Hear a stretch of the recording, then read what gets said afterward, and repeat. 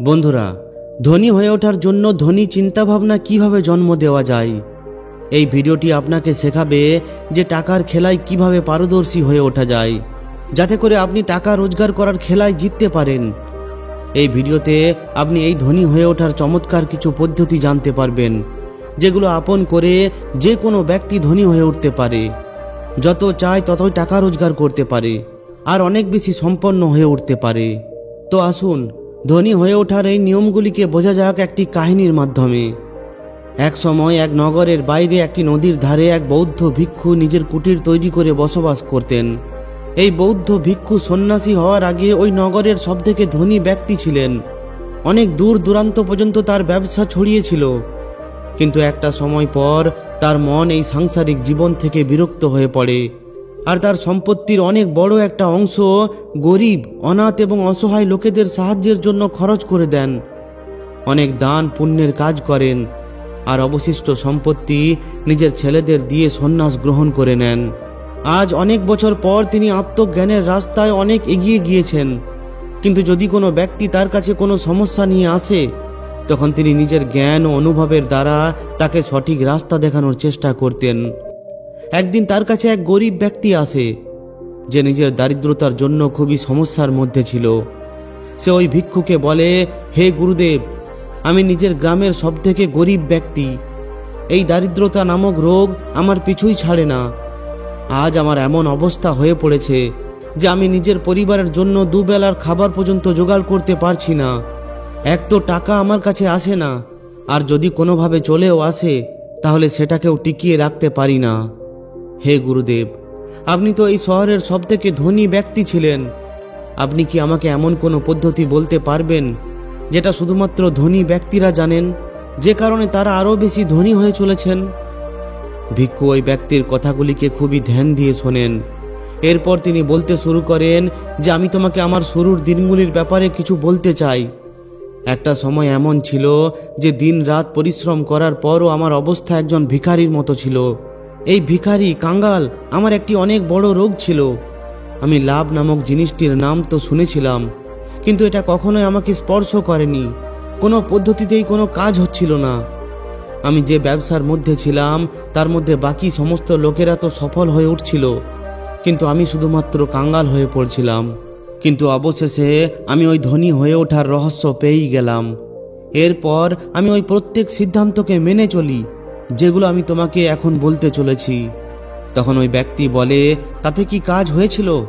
ভিক্ষু বলে, হ্যাঁ, অবশ্যই কাজ হয়েছিল। এরপর আমার ব্যবসা এত সফল হয়ে উঠল যে শুধুমাত্র আগামী 10 বছরের মধ্যেই আমি ওই গ্রামের সবথেকে ধনী ব্যক্তি হয়ে উঠলাম। আর এখন ধনী হয়ে ওঠার ওই নিয়ম আমি তোমাকে বলতে চলেছি, খুবই ধ্যান দিয়ে শুনবে। ধনী হয়ে ওঠার প্রথম নিয়ম হলো, ধনী ব্যক্তিরা মানেন যে আমরা নিজেদের জীবনকে নিজেরাই তৈরি করি, আর গরিব লোকেরা মানে যে জীবনে আমার সঙ্গেই খারাপ ঘটনা ঘটে। জীবনে ঘটে যাওয়ার ঘটনার দায়িত্ব না নেওয়ার বদলে গরিব লোকেরা পীড়িত হয়ে পড়ার ভূমিকা পালন করার কাজ করে। ধনী লোকেরা সে ধনী কেন নয় এর জন্য দায়ী নিজেকেই করে, কিন্তু গরিব লোকেরা এমনটা মানে না। তারা অর্থ ব্যবস্থাকে দোষ দেয়, তারা সরকারকে দোষ দেয়, তারা নিজের মালিককে দোষ দেয়, তারা নিজের কর্মচারীদের দোষ দেয়, তারা নিজের জীবন সাথীকে দোষ দেয়, তারা ঈশ্বরকে দোষ দেয়, আর অবশ্যই তারা সবসময় নিজের মা বাবাকেও দোষ দেয়। সবসময় কোনো না কোনো ব্যক্তি কিংবা পরিস্থিতিকে দোষী করতে থাকে। তারা নিজেকে ছাড়া সবাইকেই দোষ দেয়। দ্বিতীয় ব্যাপার হলো, তারা সবসময় নিজেকে সঠিক প্রমাণিত করার চেষ্টা করে। তাদের কাছে কোনো টাকা থাকে না, এই জন্য তারা এই বলে যুক্তি দেয় যে টাকা পয়সা সত্যি সত্যি এতটা গুরুত্বপূর্ণ নয়। এখন তুমি আমাকে একটি প্রশ্নের উত্তর দাও।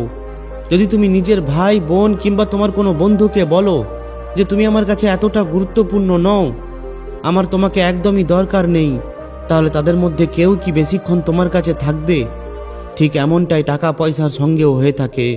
যদি তুমি ধনী হয়ে উঠতে চাও, তাহলে টাকা পয়সাকে গুরুত্ব দেওয়া শুরু করো, তাকে ভালোবাসো, তাকে এটা অনুভব করাও যে সে তোমার জন্য খুবই গুরুত্বপূর্ণ।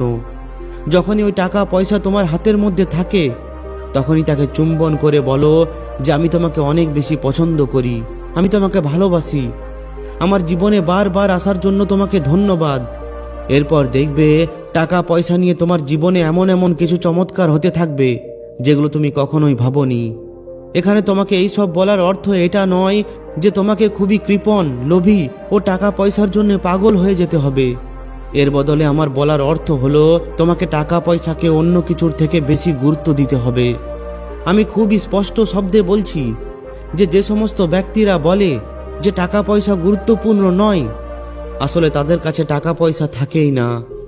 ধনী ব্যক্তিরা টাকার গুরুত্ব এবং সমাজে এর স্থানকে খুব ভালোভাবে বোঝে। কোনো ধনী ব্যক্তি এটা মানে না যে টাকা পয়সা গুরুত্বপূর্ণ নয়। যদি কেউ মানে তাহলে অবশ্যই দেখবে সে হলো একটি কাঙ্গাল, আর তার অবস্থা ততক্ষণ এমন থাকবে যতক্ষণ না সে নিজের মস্তিষ্ক থেকে এই নেতিবাচক বিচারকে শেষ না করবে। এই জন্য ধনী ব্যক্তিদের মতো তোমাকেও নিজের আর্থিক সফলতার দায়িত্ব নিজেকেই নিতে হবে। ধনী হয়ে ওঠার দ্বিতীয় নিয়ম হলো ধনী লোকেরা টাকার খেলা জেতার জন্য খেলে, আর গরিব লোকেরা টাকার খেলা হার থেকে বাঁচার জন্য খেলে। ধনী লোকেদের লক্ষ্য অনেক বেশি ধন সম্পত্তি এবং সমৃদ্ধি হয়ে থাকে, শুধুমাত্র কিছু টাকা নয়, এর বদলে অনেক বেশি টাকা। অন্যদিকে গরিব লোকেদের লক্ষ্য কি হয়? কোনোভাবে দিন চালানোর মতো টাকা। যদি কারোর উদ্দেশ্য কোনোভাবে দিন কাটানোর মতো টাকা রোজগার করা হয়ে থাকে তাহলে সে ঠিক ততটাই পাবে, শুধুমাত্র কাজ চালিয়ে নেওয়ার মতো পয়সা, এর থেকে এক পয়সাও সে বেশি পাবে না। মধ্যবিত্ত লোকেরা এর থেকে এক ধাপ আগে যায়, আর জীবনে তাদের লক্ষ্য শুধুমাত্র আরামে কেটে যাওয়ার মতো হয়ে থাকে। কিন্তু আরামে থাকা আর ধনী হয়ে ওঠার মধ্যে অনেক পার্থক্য। যারা আর্থিক দৃষ্টিতে শুধুমাত্র আরামদায়ক অবস্থা পেতে চায় তারা সাধারণত দরকারি জিনিসপত্রের কেনাকাটাও তার দাম দেখে করে, ইচ্ছামতো ভাবে নয়। সোজা কথা হলো এটা, যদি তোমার লক্ষ্য শুধুমাত্র আরামদায়ক অবস্থায় থাকা হয়ে থাকে তাহলে সম্ভবত তুমি কখনোই ধনী হয়ে উঠতে পারবে না।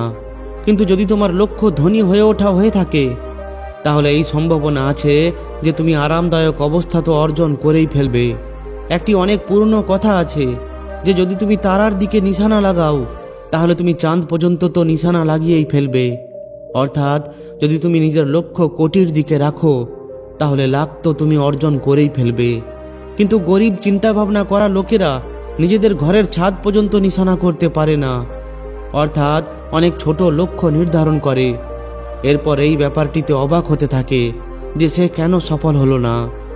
আমরা সেটাই পাই যেটা পাওয়ার জন্য আমরা সঠিক লক্ষ্য রাখি।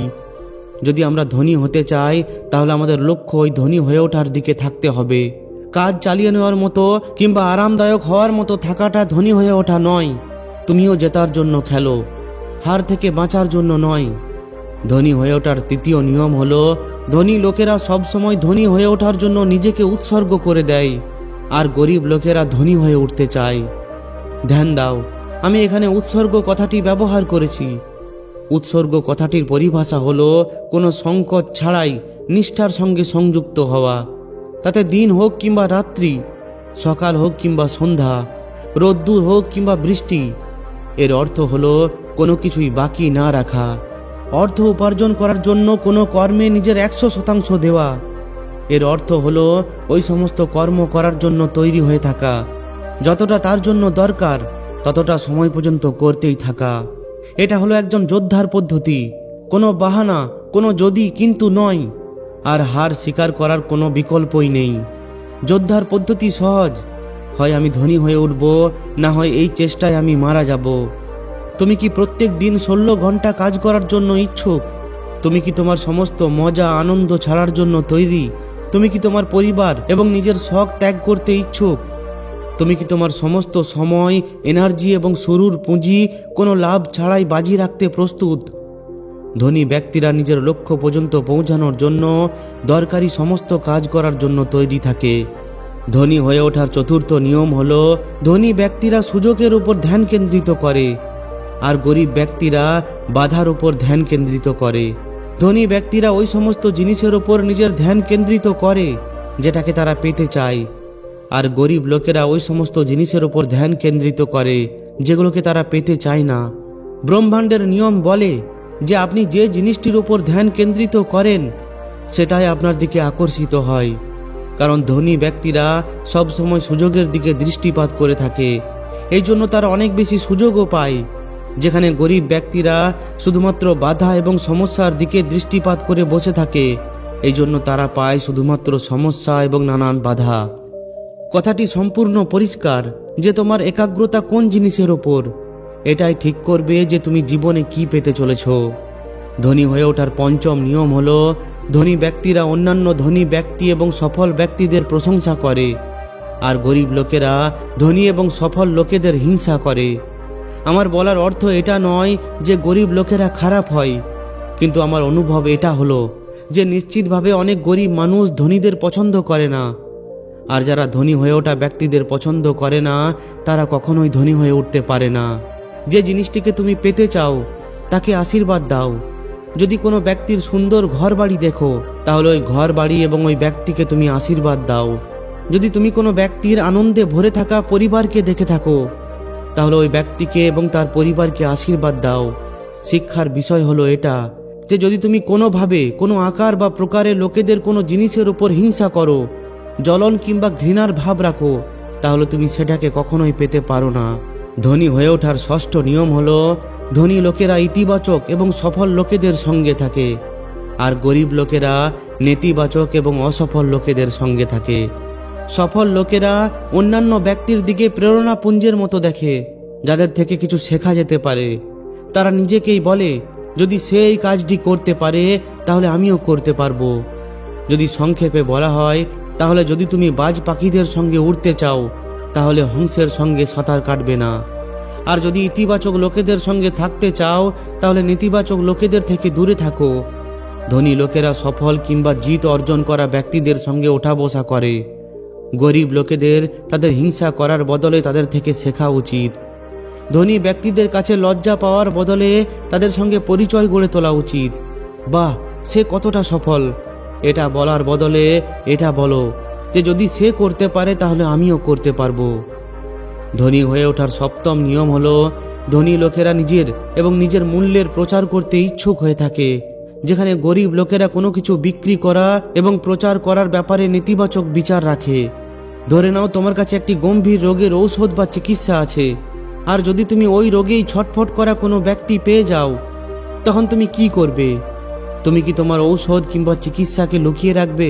তুমি কি অপেক্ষা করবে যে ওই ব্যক্তি তোমার মনের কথাকে জেনে নিক যে তোমার কাছে এমন একটি ঔষধ আছে যেটাতে তার সাহায্য হতে পারে? তুমি এমন ব্যক্তির ব্যাপারে কি ভাববে যে কষ্ট পেতে থাকা ব্যক্তিকে সাহায্য করার প্রস্তাব শুধুমাত্র এই জন্য রাখে না কারণ সে এত বেশি লাজুক কিংবা ভীতু কিংবা অহংকারী ছিল যে সে প্রচার করতে পারতো না? যদি তোমার নিজের ওপর বিশ্বাস আছে যে তোমার কাছে তাকে দেওয়ার মতো এমন কিছু আছে যাতে করে লোকেরা সত্যি সত্যি সাহায্য পেতে পারে, তাহলে এটা তোমার কর্তব্য যে তুমি যত বেশি সম্ভব লোকেদের এর ব্যাপারে বলো। এইভাবে না শুধুমাত্র তুমি লোকেদের সাহায্য করতে পারবে, এর সঙ্গে সঙ্গে তুমি অনেক ধনীও হয়ে উঠতে পারবে। ধনী হয়ে ওঠার অষ্টম নিয়ম হলো, ধনী লোকেরা নিজের সমস্যার থেকে অনেক বড় হয়ে থাকে, আর গরিব লোকেরা তাদের সমস্যার থেকে অনেক ছোট হয়ে থাকে। এর অর্থ হলো, ধনী লোকেরা কখনোই নিজের সমস্যার কাছে হার মেনে নেয় না। তারা সমস্যাকে দেখে সেটা ছেড়ে পালিয়ে যায় না। এর বদলে তারা সমস্যার সামনে একটি পাহাড়ের মতো দাঁড়িয়ে মুখোমুখি করে, আর তার মুখোমুখি ততক্ষণ পর্যন্ত করতে থাকে যতক্ষণ না সেটা সম্পূর্ণভাবে সমাপ্ত হয়ে না পড়ছে। ধনী লোকেরা সমস্যার সঙ্গে লড়াই করার জন্য যে কোনো কিছুকে করতে রাজি হয়ে যায়, যেখানে গরিব লোকেরা এর উল্টোটা করে। তারা ওই সমস্যার থেকে বাঁচার জন্য যে কোনো কিছু করতে তৈরি হয়ে যায়। তারা সামনে সমস্যা দেখেই পালিয়ে যায়। বিড়ম্বনা এটা হলো, তারা সমস্যার থেকে বাঁচার চেষ্টায় তারা সব থেকে বড় সমস্যাকে আমন্ত্রিত করে ফেলে। তারা খুবই কাঙ্গাল এবং দুঃখী হয়ে পড়ে। তুমি যতটা সমস্যার মুখোমুখি করতে পারবে ততই বড় ব্যবসাকে সামলাতে পারবে। তুমি যত বড় দায়িত্ব সামলাতে পারবে ততই বেশি কর্মচারীদের কাজ করাতে পারবে। তুমি যত বেশি গ্রাহককে সামাল দিতে পারবে ততই বেশি অর্থ রোজগার করতে পারবে, আর ততই বেশি ধনী হয়ে উঠতে পারবে। ধনী হয়ে ওঠার নবম নিয়ম হলো, ধনী লোকেরা ভালো প্রাপ্তির কর্তা হয়ে থাকে, আর গরিব লোকেরা খারাপ প্রাপ্তির কর্তা হয়ে থাকে। যদি তুমি অনেক বেশি অর্থ উপার্জন করতে চাও, তাহলে সেটাকে পাওয়ার জন্য তৈরি এবং ইচ্ছুক হওয়া খুবই জরুরি।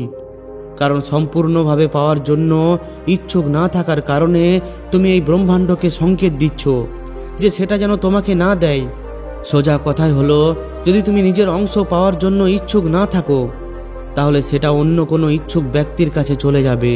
এটাও একটা কারণ যার ফলে ধনী লোকেরা আরও বেশি ধনী এবং গরিব লোকেরা আরও বেশি গরিব হয়ে পড়ে। এই জন্য নয় যে ধনী লোকেরা অনেক বেশি সক্ষম হয়ে থাকে, এই জন্য যে তারা সেটা পাওয়ার জন্য ইচ্ছুক হয়ে থাকে। ধনী হয়ে ওঠার দশম নিয়ম হলো, ধনী ব্যক্তিরা নিজের টাকা পয়সাকে ভালোভাবে ব্যবস্থা করে রাখে, যেখানে গরিব লোকেরা নিজের টাকা পয়সার ব্যবস্থা ঠিকঠাক করতে পারে না।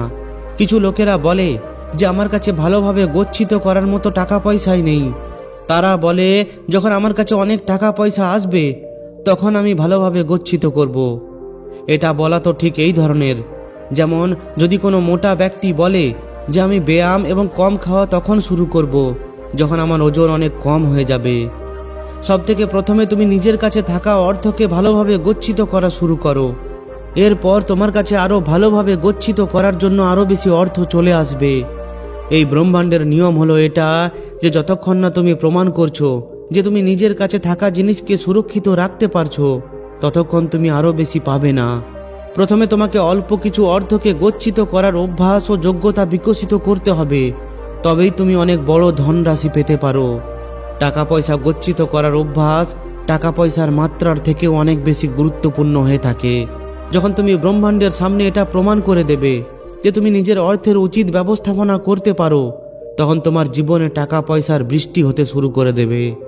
ধনী হয়ে ওঠার একাদশ নিয়ম হলো, ধনী লোকেরা অর্থের মাধ্যমে নিজের জন্য অনেক বেশি কঠিন পরিশ্রম করিয়ে নেয়, যেখানে গরিব লোকেরা নিজের অর্থের জন্য কঠিন পরিশ্রম করে। ধনী লোকেরা জানে যে আপনাকে ততক্ষণ পর্যন্ত কঠিন পরিশ্রম করতে হবে যতক্ষণ না আপনার অর্থ আপনার জায়গায় কঠিন পরিশ্রম করতে শুরু না করছে। তারা এই ব্যাপারটি বোঝে যে আপনার টাকা যত বেশি কাজ করবে আপনাকে ততই কম কাজ করতে হবে। প্রথমে অর্থের জন্য কঠিন পরিশ্রম করো, এরপর অর্থকে নিজের জন্য কঠিন পরিশ্রম করতে দাও। গরিব লোকেরা 1 টাকাকে শুধুমাত্র 1 টাকা হিসাবে মানে, যেটার বদলে তারা সঙ্গে সঙ্গে কোনো কিছু কিনে নিতে চায়। কিন্তু ধনী লোকেরা প্রত্যেক টাকাকে একটি বীজের মতো দেখে, যেটাকে বপন করে হাজার হাজার টাকা রোজগার করা যেতে পারে। ধনী হয়ে ওঠার দ্বাদশ নিয়ম হলো, ধনী লোকেরা ক্রমাগত শিখে চলে এবং বিকাশ করে, যেখানে গরিব লোকেরা ভাবে যে তারা আগের থেকেই সমস্ত কিছু জানে। যারা এটা বলে যে তারা আগের থেকে সমস্ত কিছু জানে, তারা কখনোই ধনী হয়ে উঠতে পারে না। কেন? কারণ তারা কখনোই নতুন কিছু শিখতে পারে না। ধনী লোকেরা কৌতূহলী হয়ে থাকে, তারা কখনোই বলে না যে তারা সমস্ত কিছু জানে। তারা প্রত্যেক দিন কিছু না কিছু নতুন শেখার চেষ্টা করতেই থাকে। এই সমস্ত কিছু বলার পর ওই বৌদ্ধ ভিক্ষু নিজের কথা সমাপ্ত করেন। ওই ব্যক্তি আজ বুঝতে পারে যে গরিব এবং ধনী লোকেদের মধ্যে সবথেকে বড় পার্থক্য তাদের মানসিকতা এবং তাদের চিন্তা ভাবনা করার পদ্ধতি হয়ে থাকে। এরপর সে মনে মনে ঠিক করে যে আজ থেকে সেও ওই ধনী ব্যক্তিদের মতো চিন্তা ভাবনা আপন করার সম্পূর্ণ চেষ্টা করবে। তো বন্ধুরা, যদি এই ভিডিওটি থেকে আপনি একটুকুও কিছু শিখতে পারেন তাহলে অবশ্যই একটি লাইক ও শেয়ার করে দিন। আর যদি এই ধরনেরই আরও শিক্ষামূলক ভিডিও পেতে চান তাহলে আমাদের এই চ্যানেলটিকে অবশ্যই সাবস্ক্রাইব করে নিন। ধন্যবাদ।